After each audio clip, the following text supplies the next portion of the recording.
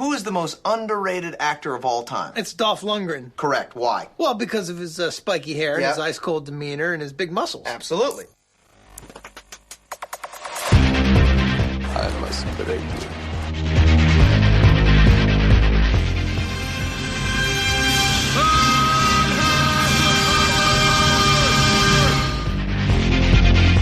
The guilty will be punished. My name is Sergeant Andrew Scott. Come on, guys, don't do this. If I don't get breakfast, I get real grumpy. I don't think you like me grumpy. And you go in pieces, asshole. Let's kick some ass.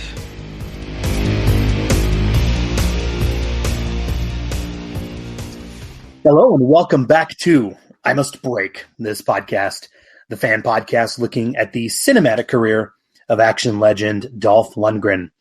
Today we're going to 2016 and discussing the female-led fighting flick Female Fight Squad.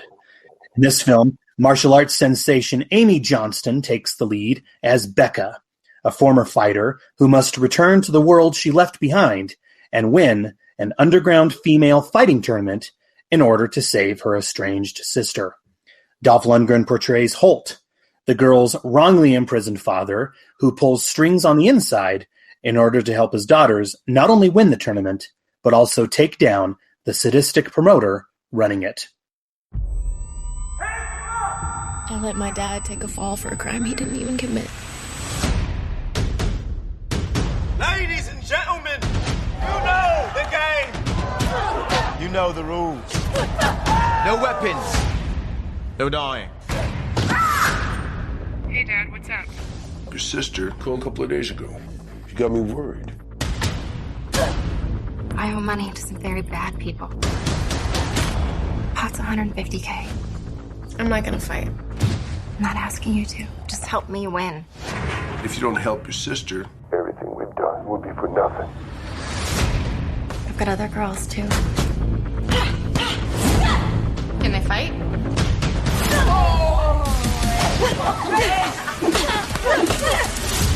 Next. They're going to drag you back to that snake pit. You should just go. If none of them win, who's gonna pay me back? I have a bad feeling about this. I'm gonna play a little game. I'm going to find your father, and I'm gonna kill him. Don't come near my family again. Revenge.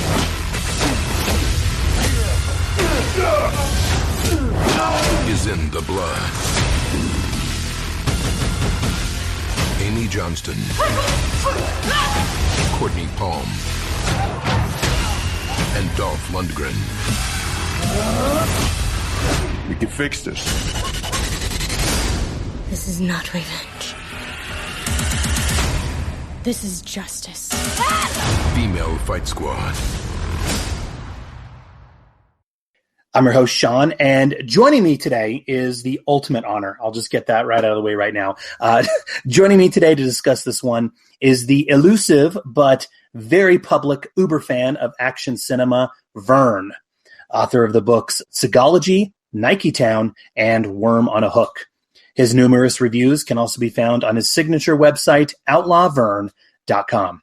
Vern, it's a pleasure. Thank you so much for joining me today. Hi, thank you. I'm very excited. Excited to be here. Well, I wanted to talk with you. I mean, I'm just going to get it out of the way right now. Okay. I really didn't start reading your stuff until it was the publication of Seagalogy.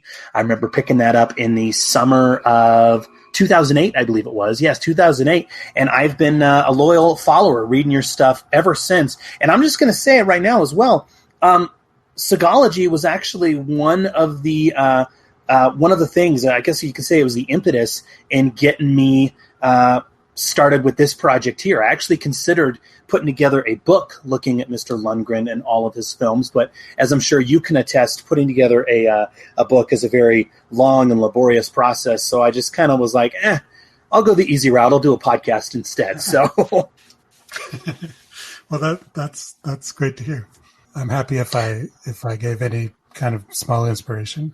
Well, yeah, of course. I mean, and I wanted to talk with you about your website and books real quick. I'm proud to say that I own them all.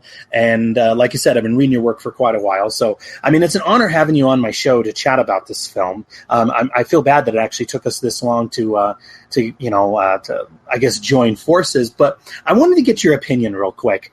I mean, obviously, I know that you get asked quite a bit about Mr. Steven Seagal. And so I don't really want to go all the way down that rabbit hole because I know you've probably talked about him numerous times. But, it's really interesting. I wanted to get your take real quick on Mr. Seagal. Is it fair to say, I mean, if you look at his output of the past couple years, if you look at allegations against him and also his political ideologies, I guess we can say, in the culture that we're currently in, we're kind of in this cancel culture, I guess we can call it. Is it fair to say, would you say Mr. Seagal is done? I mean, have we seen the last of him, the last new Steven Seagal feature film? Oh, I don't know. I don't think so. I mean, I personally, I'm done with him as far as making new movies. I still like to look back at the old ones that I enjoy, but he seems to have kind of fled the country and have his own thing going on where I don't know. There seems to be a way to fund movies still, as long as he can get a role where he's allowed to sit down and not act with other actors. Well, yeah, I mean, and there's a part of me, I mean, you've said it, okay? I mean, you referred to his early films as the golden run, as the golden years, and I completely agree with that. And there's a part of me that kind of thinks maybe he should have bowed out and quit around 2002, 2003 or so, because, I mean, the past 10, 15 years, he really kind of shot himself in the foot in a lot of ways because he just overexposed himself. And he kept, I mean, I think there were some years where he did as many as 6, 7 different projects. And I mean, and I think when you're going to be going at such a quick clip like he did, and you're going to be playing, let's face it, the same role, the same type of character over and over again, yeah, I think fans are going to get pretty burnt out of it. And I mean, I'll admit, man, it was for me personally, it was around 2006 where, I mean, you can only see Mr. Seagal play a shady CIA operative who's retired but called back in the game so many times before it gets pretty tiresome. And that's one thing that I have to give Mr. Dolph Lundgren credit for, as well as Jean-Claude Van Damme, is these are guys who, even when they hit the direct-to-video world, they were still playing different characters and still trying new things with their personas, I guess.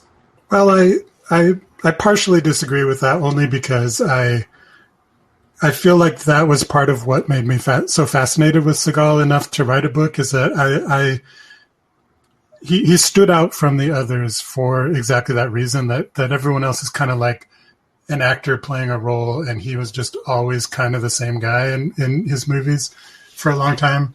And I also think that the weirdness of his straight-to-video movies for a while was definitely a big part of what made me interested enough to write a whole book about him. But I agree that they started to get a lot more repetitive, and for me, it was more around the like Russian mafia era, when he got real into being a Russian mobster, that it started to become more boring.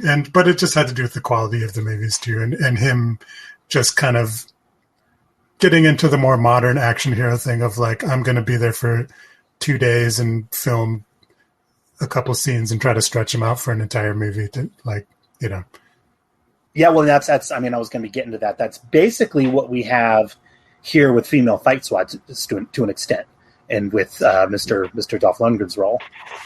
Well, as far as Dolph, that's true, but luckily, yeah, Amy Johnston is an incredible star in her own right. So, she's a perfect action star. So it's great that she gets to be the lead in this one.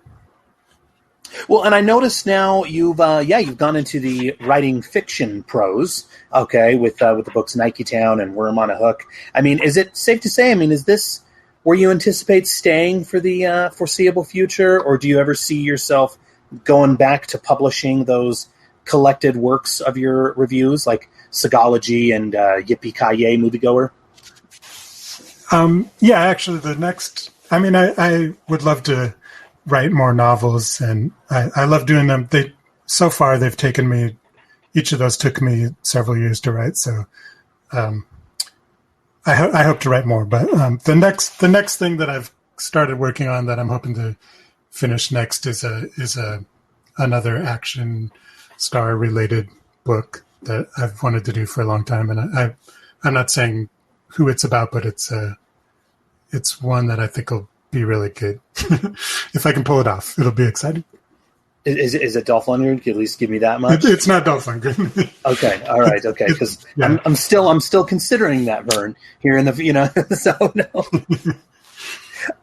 Well, and I think my big question for you, and I mean, you don't have to answer it if you don't want to, but I'm just curious because I think a lot of people are probably wondering this: why the anonymity? Why the elusive Vern? Do you ever see yourself? I don't know what the correct term is, but alerting the general public and alerting your fans, this is who I am, or are you going to keep the anonymity going as long as possible?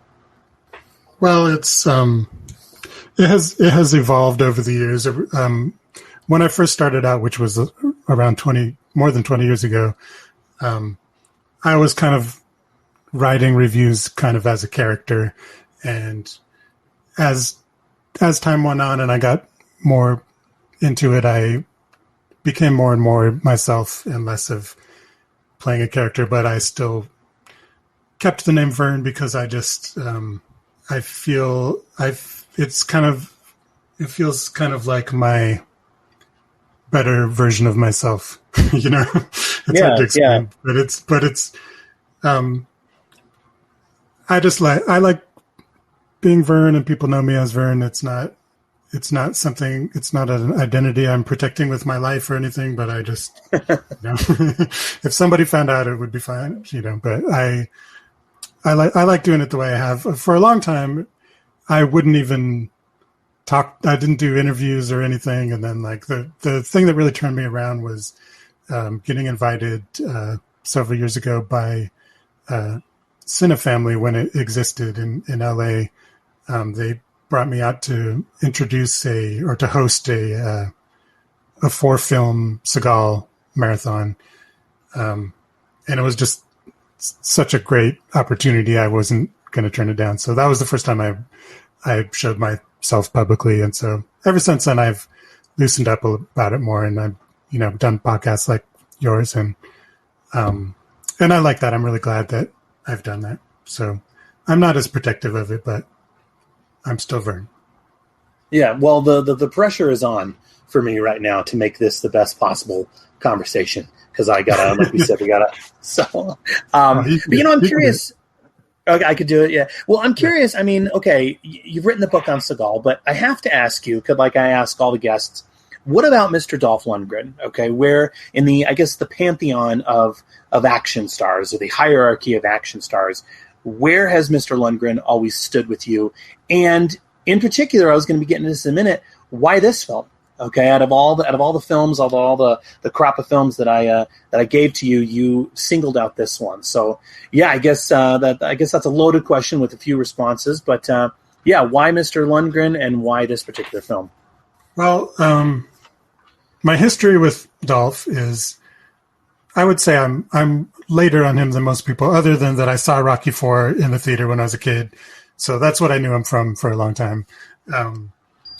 I loved He-Man, but I was just at the right age where I was a little too, when the movie came out, I was kind of like feeling I was too old for He-Man.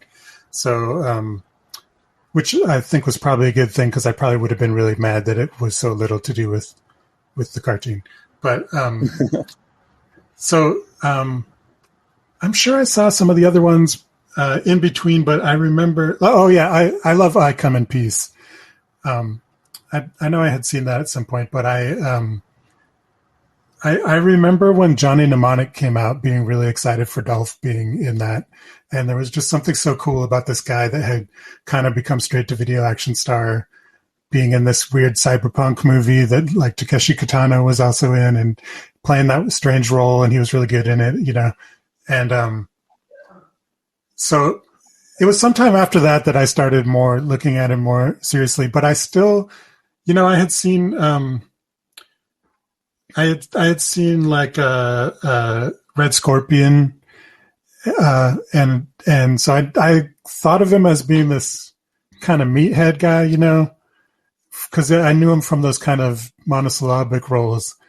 And then when I finally saw Blackjack, that really turned me around on him because he's just so charismatic in it, and it totally changed. I already thought he was cool, but it really made me realize that there was a lot more to him than I had realized. I know I listened to your episode about that one. I know it's a silly movie, but I really love it. I think he's really just so great in it. So I think it was after that when I started just checking out everything that I could with him. And then, of course, when the new Universal Soldier movies came out, he's so good in them. So I think one thing that I really love about him and also Van Damme that I think doesn't apply to Seagal is that they both are like, even though their opportunities to make movies aren't as good as they were back in the day, like I feel like they've both become more interesting in age, and the way that they just, even the way that their faces look when with the age on them, they just have so much character to them. And just the, they've came to be superstars as these young, like beautiful people. And now they have this history on their faces, and they just like, I think they're so fascinating, and they're just so, they have such a strong presence in movies to this day, and they've both improved their acting also, I think. So, oh, definitely. Yeah. So I really respect those two. And then as for, I forget which movies you said were left that you had episodes about, but admittedly, this is not a great representative of a Dolph Lundgren movie, but I just happen to really like this movie because I just think Amy Johnston is great, and I hope that she gets more chances to make movies like this.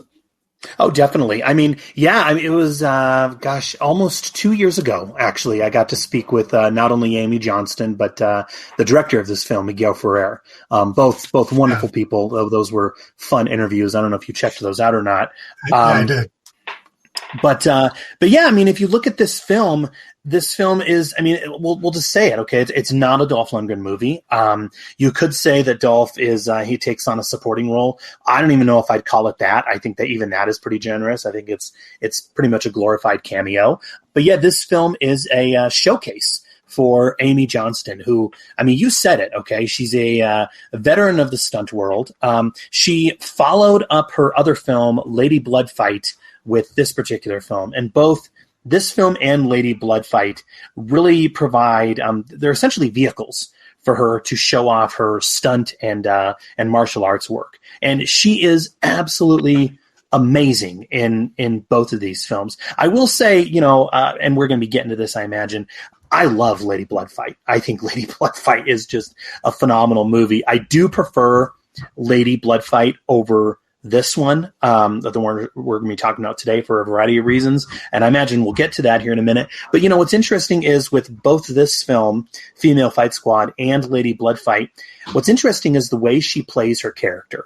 Okay. She plays her character where she has a real sense of vulnerability to her character. And there are scenes where she plays it almost like she's hesitant and unconfident, maybe even a little naive, but once she gets ready to throw down, it's like the beast is unleashed, and watch out. And I love that about her characters in each of these films. Yeah, I totally agree. Lady Blood Fight has better production values, and it has like a lot more complex fight scenes, choreography, and it also just has all this, like martial arts philosophy that I love. It's just a great movie. So this one is much kind of more a simpler movie, but it's really good. And I also think that one thing it does have over it is that I think her acting has improved by the time of doing this one. Not that she's great in the first one, but I think that acting wise, she's even better in this one. And she has a lot of, like you said, it's like she's got a lot going on. In addition to being a fighter, she's got this whole kind of emotional journey. Yeah.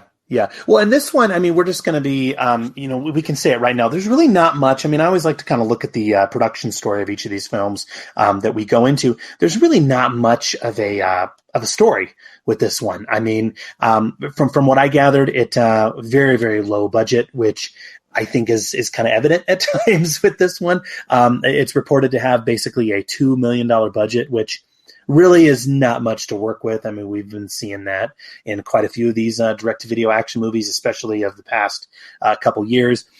This was directed by Miguel Ferrer, who, a friend of the show, was on a previous episode. Relative novice, I guess we can say. He's directed a ton of short films and music videos, but this is really his first and only feature film.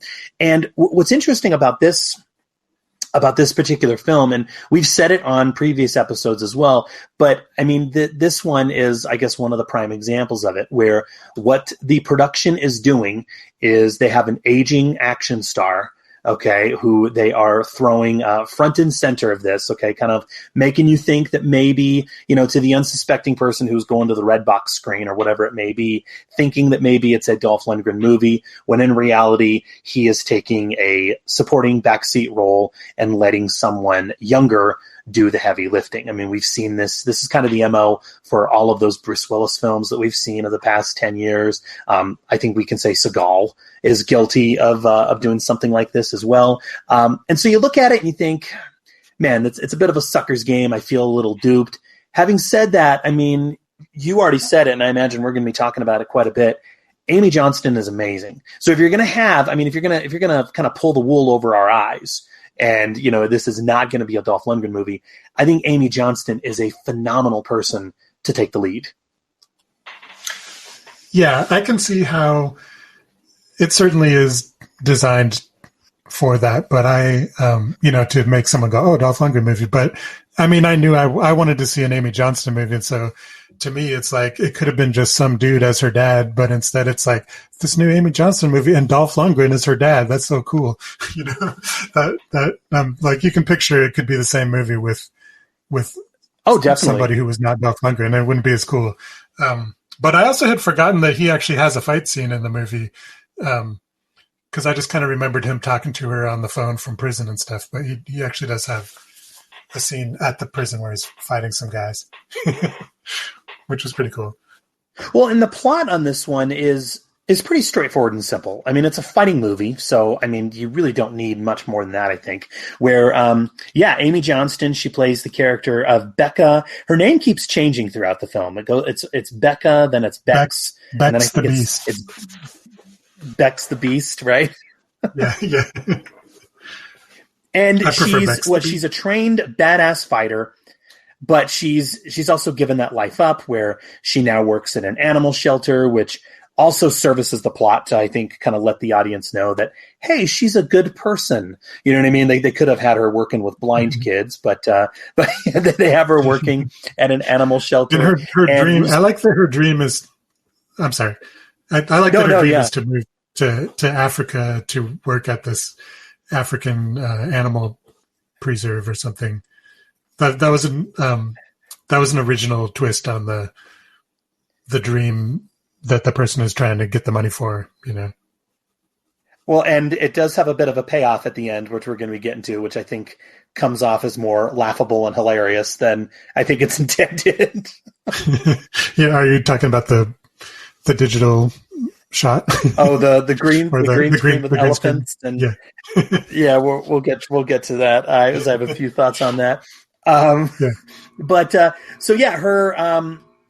I mean, if we just run through the plot real quick, so she has an estranged sister, played by Courtney Palm, who contacts her and hopes to get Becca to help train a group of gals in winning this underground fighting tournament against other women. Becca, of course, is hesitant at first, but she eventually succumbs when she finds out that Kate not only owes the evil fighting promoter a ton of money, but also that Kate has a sick daughter at home who needs to be cared for. So there, okay, right, what that's given us is that's given us our stakes. What's interesting is I wanted to get your take on Courtney Palm. I guess she's done a lot of TV and a lot of low-budget films. I think she did the film Zombievers, which I guess was a cult hit, a big hit with some people. But to be honest, I've never seen Courtney Palm. But she doesn't get top billing, but she's like, I mean, her name is on the DVD cover of this thing. So I guess anybody who's a fan of Courtney Palm turned up for this one. Yeah, I actually did know who she was. I've seen Zombievers, and she was in one called Silent Night, I believe. That's sort of a remake of Silent Night, Deadly Night. So that's the kind of stuff that she's in a lot of the time. But I like her. I mean, she isn't as convincing. Well, she handles the fight scenes well. I should say she doesn't look like tough initially, but I like her. She has a good screen presence, I think. What do you think of the actor who plays the fighting promoter and the organizer of these fights? So, I mean, he's our main villain. He's played by an actor by the name of Roy Goyos. The character's name is Landon Jones. I mean, I don't know how you felt about him, and I imagine we're going to be saying a few things about him. Look, I get that he's a villain, but there are moments where he's overacting a little bit, and it's fairly distracting. I also don't think it helps that they gave his character a beard. I think the beard is kind of distracting, and he also likes to eat ice cream menacingly. What are your thoughts on this character? I liked him actually, not as a person, but as a character. Normally I would want the main villain to be someone who can actually fight, so that they can have a good fight at the end. But I thought he was a really good version of this type of douchey bad guy. I think what I like about this movie, and I really like this type of movie, that it's like very much constructed out of familiar conventions that we've seen in a lot of action movies, but then they just kind of put these little bits of quirky little flavor on the different parts of it. And so, for example, his character, they have that weird scene where they meet in the library and they talk to each other as if they're not enemies. And he tells her that he builds birdhouses, and it just seems like a random weird thing that he made up. But then later you see his place and he has birdhouses all over the place. And I don't know what that would mean about him, but it's like a weird, I enjoy when a villain has a weird thing like that for some reason he's really into making birdhouses. And the ice cream bar I liked because he not only eats it menacingly, but he takes it out of a freezer that has dead bodies in it. I know, yeah. And so you think that he is just doing it for show, but then he goes ahead and eats the ice cream anyway. So, I also liked his move where he sits on the piano and starts banging against he bangs against the wires of the piano while they're fighting, and sort of makes a soundtrack to the fight. And then later he gets thrown on the piano. Yeah, it's funny. I think you've actually maybe gotten me to turn around on him a bit, because I think in a lot of these films, the villain can be fairly one note, and I guess you could argue to an extent maybe he is. But you're right. There are little touches. Now that we're kind of talking about it, the him taking the ice cream out of the freezer with the dismembered bodies and the piano. I mean, those scenes as well are pretty well done. I'm still not a huge fan of the beard. That I think it's a little distracting, but I guess that's superficial. Yeah. Well, what I appreciate about the beard is that I'm a Gen X guy, and I don't relate to that kind of fashion at all. And so he seems like this kind of, I feel like I automatically don't like him because of his choice of the way that he manicures himself. Yeah, Vern, are you telling me that you don't have a man bun? Come on, that's the coolest fashion trend ever. Some people can pull it off. I would not be able to. So we just run down the list of looking at other characters. We're going to be getting to Dolph in a minute, but we also have to look at Chuck Zito. Okay, Chuck Zito. Okay, the I don't know if you want to say infamous or not, but I think anyone who knows the world of action or who has heard Van Damme's or the stories about Van Damme, I guess he has a bit of a history with Mr. Zito. But yeah, Chuck Zito shows up as the owner of a gym where the gals go to train. He's also a former friend to Dolph's Holt character, and he's taken on this kind of father figure role to Becca and Kate since their dad was sent to prison. I will say, you know what? He's okay.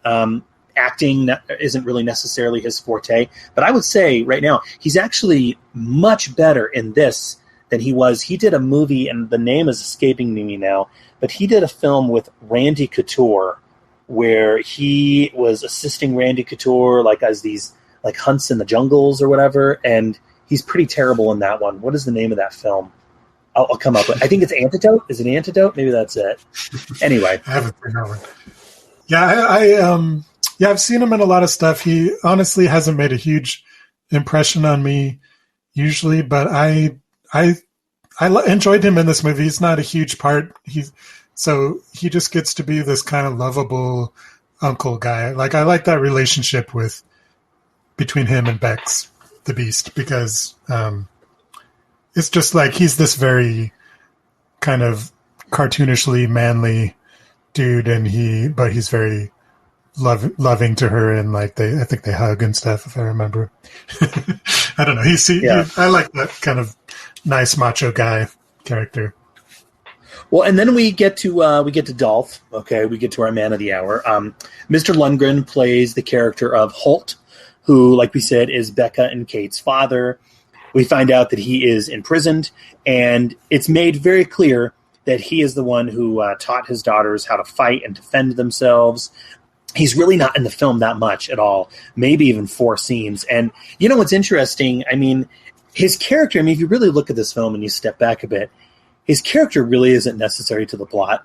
I mean, and you could basically take Dolph's character out of this film completely, and I think the narrative is still going to work. It's still going to hit those beats. It's going to work just fine. And I mean, you said it earlier, which I completely agree with. I think anyone else could have been cast to play this character. I mean, you could have cast anyone else to play this wrongly imprisoned dad who's in jail, or prison for that matter. But I think, Dolph, look, we've talked about it on the show numerous times. When Dolph is on screen, he has that presence and that ability about him where, he just sucks the air out of the room. Okay. And so I think his involvement, let's also say it, his involvement, I think, helped secure more financing to even get this film made. So who knows if it would have been made without him. Yeah. But you look at it, and yeah, his presence really helps add to the film. It helps it, I think, stand out just a notch above everything else that kind of permeates the market these days, to be honest. Yeah, if it was somebody else, you'd be going, yeah, come on. Why, we don't need this, when you get to those scenes. But when it's him, you're like, oh, it's Dolph, It's like exciting to have his little appearances. And to see him, there's like a little bit of him sparring with her or training with her, he's holding the pads for her. And that was cool to see that little moment. Well, and that was something that Amy Johnston told me as well. At least I'm pretty sure she did when we spoke, is just, she didn't get a heck of a lot of time with Dolph, obviously on screen or in the film, because I can't imagine Dolph was filming more than 3-4 days, if that even, on this film. But I remember her singling out the scene where he's holding the pads for her. And you got to think about it too. Imagine being someone who grew up on these films like you and I did, and suddenly you're getting to take the lead in one of these films, and he is kind of holding the mitts for you as you're practicing. Like, that's gotta be a dream come true for so many. At least I know it'd be for me. Yeah. I do actually. I remembered what I was going to say. His character does provide a little twist in the plot, at least. The surprise that we've been led to believe that he killed these guys or he may have killed these guys to protect, out of anger for what they did to his daughter. But eventually we learned that it was actually her that did it, and that he kind of took the fall for her. Right. So that's kind of like a character reveal about her as. Yeah, and we do get a pretty cool fight scene. I mean, you already mentioned it as well, but yeah, we do get I mean, and that's what the really cool thing is. I mean, if you compare Mr. Lundgren to Mr. Seagal, I mean, okay, when Seagal's on screen for his total of 10, 12 minutes or whatever, and when he does fight, it's not even him fighting. It's a stunt double, if you will. Okay, shot from the back. But here, I think the producers of this one made a pretty wise move in that they were saying, okay, look, even if we're only going to have Dolph on screen for maybe 4 minutes, we have to give the fans a fight scene. We have to give them, something that they paid money for in renting this. And so, yeah, he gets a really cool fight scene where he fends off a few goons who are harassing him in prison. He's working on something in the prison. What is it he's fixing? He's fixing something before he gets accosted by a few. And what's interesting about this scene too is, again, you could take this scene out of the film completely and it's still going to run just fine narratively. It's a cool scene, but it's not entirely necessary. Yeah, I agree. That scene, I don't subscribe to the opinion that a scene that doesn't advance the plot always is a bad thing. Especially in a martial arts movie. And we do get a fun meta joke about his chemical engineering background, which okay, that joke was put in at the very last minute. You know what I mean? Like, it was that pink page that was squeezed into the script on the day of shooting. And it still works. It's light. But he mentions that he has a master's in chemical engineering. I think everybody knows at this point that, about Mr. Lundgren's background. So it's kind of fun when we see those meta jokes brought up. Yeah. And so if we look at if we go back to the plot, okay. At first, okay, Becca is like any hero going on a hero's journey, I guess we could say. At first, Becca is, her role is to just work with this crew of fighters and train them. That's it. She's just, working with them and just training them. Becca has made it very clear that she doesn't fight anymore due to circumstances that come to light later in the film. It's 4 gals that she is training.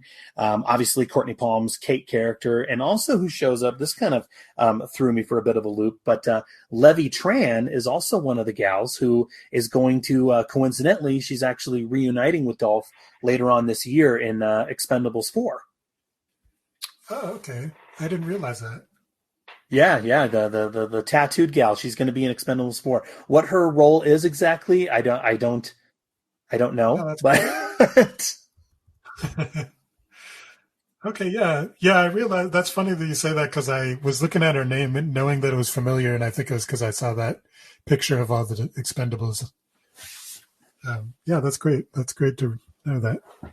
And so eventually, Becca does begrudgingly decide to enter the underground tournament after, unfortunately, when Kate is brutally attacked, which eventually leads to her death. So any Courtney Palm fans, sorry, spoilers, but she does not make it through the duration of the film.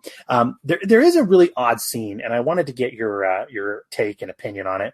There's a very, very bizarre scene. I get that it's done for style. I also get that it's done to kind of help move the narrative along, if you will. But it just comes across as kind of bizarre a bit. So basically they simultaneously show a love scene between Becca and her ex-boyfriend Potter, who's played by Sean Ferris. Interestingly, this scene actually takes place at the gym in the ring after hours. So there you go there. Okay. But the scene is actually interspersed with Kate getting jumped outside and she's nearly beaten to death. So it's a really odd juxtaposition that we're seeing such a brutal assault on this gal. And then her sister is finding, her sister being Amy Johnston, of course, her sister finding happiness. I wanted to get your take there on that moment. Yeah, that's pretty, that's kind of standard. It's just like she is having this good moment, but she doesn't realize that she is not there to protect her sister, but it's unfair for her. She should be able to have some time to herself. Yeah. Well, and one of the main problems with the film, okay, I mean, so we've talked about, all of the characters and everything, but now I wanted to really get into the nitty gritty of many of the moments, okay, and so I don't know where you felt about it. I mean, okay, obviously, okay, we've said it before, and I want to reiterate it again. Amy Johnston is amazing, okay, in this film, but in my opinion, I'd say one of the big issues with this particular movie is, okay, for a film centered around the world of fighting, okay, then I think the direction should really focus on this aspect and be thrilling, okay? And here, because, and I'm not trying to mitigate Mr. Miguel Ferrer, his talents by any means, but because Ferrer really doesn't have much of a background in this area, this is his first movie, the fights just really kind of lay there, and they're not very fun. They feel very choreographed, and they don't have that wow factor. They don't have the action that I think one would come to expect from a film like this. Now, I think if you had put Isaac Florentine or Jesse V. Johnson at the helm of this, then yeah, you could have done something really, really cool. But I don't know, man. As I was watching this again on my most recent viewing, the direction, I think, is what really, really lets this film down. Well, I agree that Florentine or Johnson would have done a better job, or they do manage to in their movies. But I also think I feel like it's better than a lot of movies of this type that I've seen, as far as, showing the fights clearly. But they are kind of more simple along the lines of like a 90s, like the lesser kind of fight tournament movies where the fighting is pretty straightforward and simple. But I don't know. I don't necessarily disagree, but I liked the characters and the story enough that I got into it, Okay. Well, and one admirable thing, I mean, we talked about, okay, maybe the fight scenes are not as choreographed as maybe as well as they should be. But, one thing that I really, really picked up on that I guess we can say that I appreciated about this one. I think it's very, very admirable about how in this film, the women are not overly sexualized. Okay. I think if this film had been made in the late 90s, early 2000s, that's how it would have been played out. And I think we would have gotten some pretty unnecessary scenes where they would basically be supermodels, if you will. You know what I mean? Here, and I don't know if you thought this as well, but here, I mean, the women in this film, yes, they are easy on the eyes. We can say that, but they are all just tough, badass women who really engage in some true physical combat. And that's one thing that I appreciated, is just how they're not unnecessarily and overly, sexualized to kind of titillate the male audience. Yeah, I agree. And I also appreciate that there's not a whole lot of the men insinuating threats to them. There's the one part where the guy touches the fighter's butt and she and she breaks his wrist, which was a good scene. But I like that they don't do too much of that kind of. Yeah, they don't threaten victimizing them because they're women. They're just clearly also all the men in it kind of like easily get beat up by the women when it comes down to it. The women are the badasses in this movie. But don't you think, I mean, I don't know if you'd agree with this or not, but can you imagine if this had been made in, say, 99, 2000? I mean, we would have gotten, I don't know, we would have at least gotten a shower scene. We would have gotten, definitely. You know what I mean? A lot of more midriffs and stuff. Yeah. Yeah, they're all very tough and cool characters. Yeah, I mean, this is a film that I think, obviously, I think it's mostly the male audience who's going to be coming to this. But I think if females did turn this particular film on, they're going to come away and think, that was pretty flattering. I would think. Maybe I'm speaking completely out of turn with that, but. So Kate's character is, I mean, we already touched upon it, but Kate's character is killed which forces Becca to step back in the ring. We knew this was going to happen, but it happens. This forces Becca to step back into the ring once again out of vengeance. We find out that Landon, okay, this is the villain, okay, this promoter character, he hired his top fighter to get Kate out of commission for good. And so Becca not only decides to take on the role of mother to her niece, but also find Landon and bring an end to all of the violence. You know, something else that I want to go to real quick that I wanted to get your opinion about. But obviously, okay, the main character, I think, at the heart of this film is the fighting. Okay, and I don't know, were you wanting just a little bit more as far as the background of these fights, like why they're being put on and how women found out about them or anything like that, how this Landon character decided to even become an entrepreneur and start these up? I think even if, you know, even just a few passing lines of dialogue would have serviced that, we would have gotten a little bit more where these fights are taking place. That's something else that we really don't see. We know that they're underground, but where exactly? Like, what is this? Well, remember there was that one part, they kind of establish it at the beginning and don't really show it again, but they walk through that big warehouse. Oh, right. It seemed like it was like kind of in the back of a warehouse that was cover for it, and it was implied that there's like all kinds of like a wide variety of criminal activities. Yeah, doesn't she say there's like dog fights and stuff when they're coming back? Yeah. So I like that they kind of imply this horrible world going on in Vegas, but they don't. You're right; they don't show very much of it. But and I would be happy to learn more, but it didn't strike me as something that was missing. Well, and I mean, so if we look at one of the twists, okay, there is a twist. I mean, that you already kind of alluded to earlier regarding Dolph's character. We find out that, Dolph's character, Holt, was wrongly imprisoned because, and again, this kind of works twofold, okay? Not only does it show us that Dolph is a caring dad who will do anything for his daughters, but it also works in further establishing that Becca's character is a beast, literally. Okay, that she is amazing. We find out Kate was assaulted by a few guys, and so Becca just completely destroys them all in retaliation. Dolph's Holt character shows up, and because he is a dad who's willing to protect his daughters, he smears himself with all of their blood and tells Becca to run away, thus allowing himself to take the fall. And this is why we see Becca at the beginning of the movie so quiet and so morose and so against the idea of fighting. Yeah.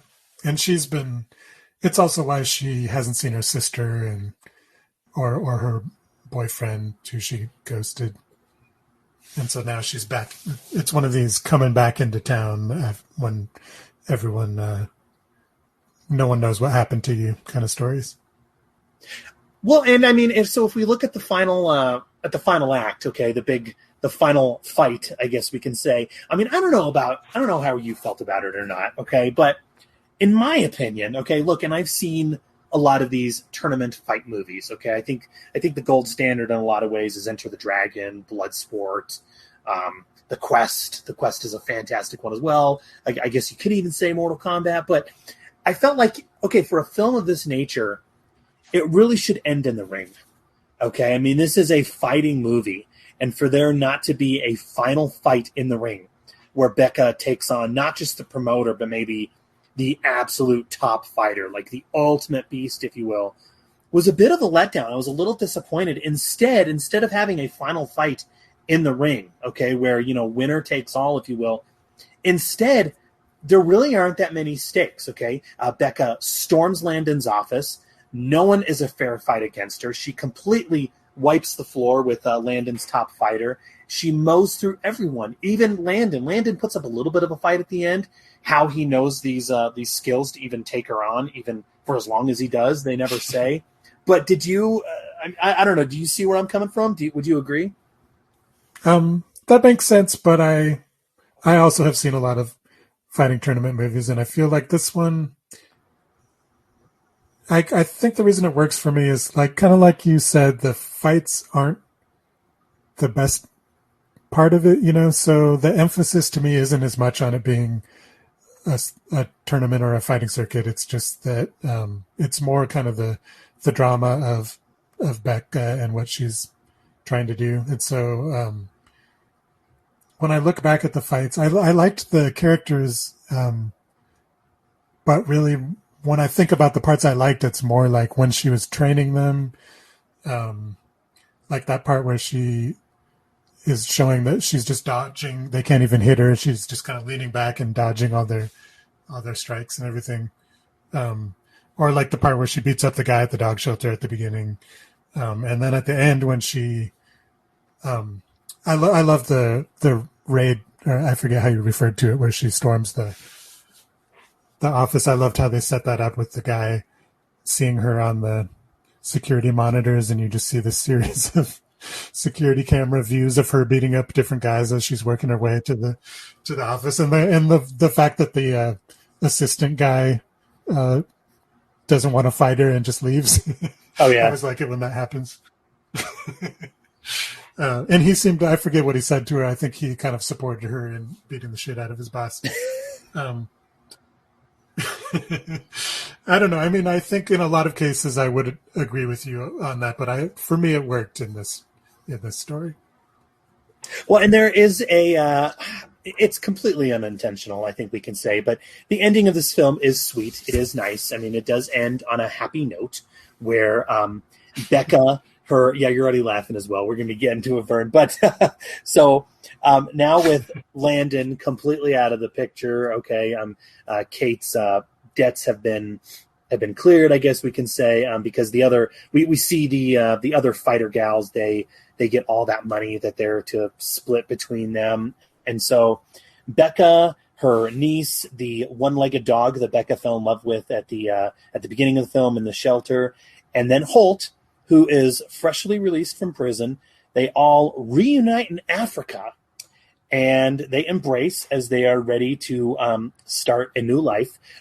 This is all done amongst a really cool, I put cool in quotes there, this is all done against a really cool African green screen, complete with elephants and whatnot as credits roll. It's one of those things where, look, I get that the character wanted to go to Africa, but I almost kind of wonder, should they have just done a beach?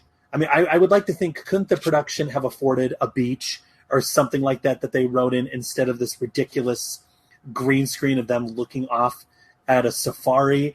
The intentions, I think, Vern, the intentions are noble and nice, but in the end, I'm watching it and I'm just like, what is this here? Yeah, I only laugh because it's a cheesy shot, but I like it as a happy ending. I like that they're all together and living happily ever after. Although I do dream of a Bex the Beast having to protect the wildlife preserve from people and teaming up with her dad and the stuff. sequel that's still a possibility. Well, I mean, and knowing Amy Johnston and knowing Dolph, I think if the budget is right and there is a story to tell, I think something like that could be done. Sadly, I don't think. I think this is pretty much a one and done project where they got their foreign sales at the offset and they simply released the film. But yeah, I agree with you. I think that would be kind of a cool sequel in a sense. Yeah, I just want to see her star in movies, really, and especially movies like this where she has a job where she gets in trouble for beating up some dudes, and so some guys are being jerks at her normal day job that she has, and she has to beat them up. So she gets in trouble and then leaves town and has an adventure. Yeah. Well, okay, so we're here at the end, Vern. Like I said, it's been an absolute pleasure and an absolute treat getting to chat with you. But okay, so here we are. I always like to do two recommends. Okay, one as an action film in general, and then one as a Dolph Lundgren film. So on either of those fronts, I'm curious, does this particular film get a recommend from you? What do you have to say?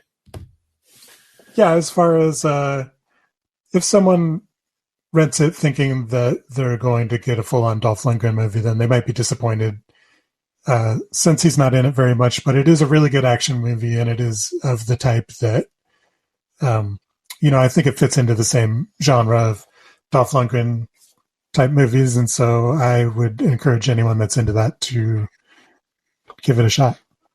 Thank you. Well said. To the point. I like it. Yeah. No, for me, this was a bit of a tough one. I think it's fair to say, I think you enjoyed it a little bit more than I did. I will say there are parts of this film that I really, really wanted to like, because I think at its core, again, this is a very simple meat and potatoes fighting movie, which I love. Okay, this is a very simplistic meat and potatoes, fight tournament movie. Sadly for me, I didn't think the fight scenes were really that exciting or good. It's, what's interesting is it's very evident that there's talent on screen, but unfortunately, I don't think that there are people behind the scenes that are simply experienced enough to make this really, really stand out and work. I think the low budget is very, very evident at times, which sadly add a kind of a cheap look and feel to this one. On the other hand, though, okay, plus side, I will say it does show audiences the abilities of Amy Johnston, who, for my money, is one of the coolest female action stars around today. But compared to Lady Bloodfight, I think this one pales in comparison. I would say everyone who is listening and you have not seen Lady Bloodfight, I would say check that one out first and then maybe see this one. For a Dolph Lundgren film, he's simply not in it much to really recommend. And the fight scene that he is in that we talked about earlier is, I felt it was kind of choreographed fairly slowly, so it wasn't really very exciting either. However, it is kind of fun if you're going to look at this film as a Dolph Lundgren performance. There's a certain kind of fun seeing Dolph taking on this kind of wise sage mentor role for a change, which I thought was really cool, which coincidentally is actually what many of these action stars are doing nowadays, where they're getting older, so they're kind of stepping aside and kind of allowing the new buck to come in and run the show. In the end, I think it's a fun cameo of a role, but there's just not much else with this film that really needs to be mentioned. I think it's kind of a fine one and done viewing experience, for me at least. Yeah, well, I really liked it when I watched it, when I first bought it. And then when I rewatched it the other day, I was surprised. I felt like, this was better than I even remembered it being. So I'll say 2 and done for me, at least. 2 and done. Probably not done. I own it. I could watch it again at any moment. Well, yeah, I own it too. So is it fair to say, if you don't mind me asking, are you a purist for physical media as well? Do you have a extensive, large collection at home as well? Yeah, I do. I haven't gone to 4K, but I have a lot of Blu-rays and DVDs, and we actually have a amazing video store in Seattle, so I actually still rent stuff all the time. Man, it's so cool meeting someone else, because I feel like we're becoming kind of a rare breed, people like you and I. So, yeah. So, well, before I let you go, first of all, I'll just say it again. Thank you so very much for taking the time to come on the show and chat with me. Before I let you go, I really want to let you plug anything else that you're working on. I know that you update your website, Outlaw Vern, very, very regularly. You kind of hinted at another book that is in the works, but is there anything else that you want to give a shout out to, or anything you want to mention for us to check out?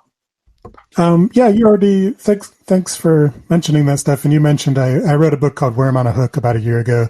That's an action horror novel, and I'm very proud of that. So, if you want to if you want to hear a story that combines like a Friday the 13th type slasher with a ex-CIA badass type of character, then, that could be played by Amy Johnston if there was a movie, then check out Worm on a Hook. And that can be found on Amazon, is that correct? And other booksellers? Okay. Right on. Well, I'll of course include a link to that on the show notes. But Vern, I mean, dude, this has been great. I've been reading your stuff for the longest time. It's an absolute treat having you on the show. And I mean, if you're willing, man, I'd love to have you back on. There's still quite a few films in the filmography of Dolph. So if you're willing and you'd like to come back, there's a spot for you always. Yeah, absolutely. Thanks for having me, and thank you for spreading the word about Dolph Lundgren. Yeah, it's what great. I do. Yeah, that's great. All right. Important work.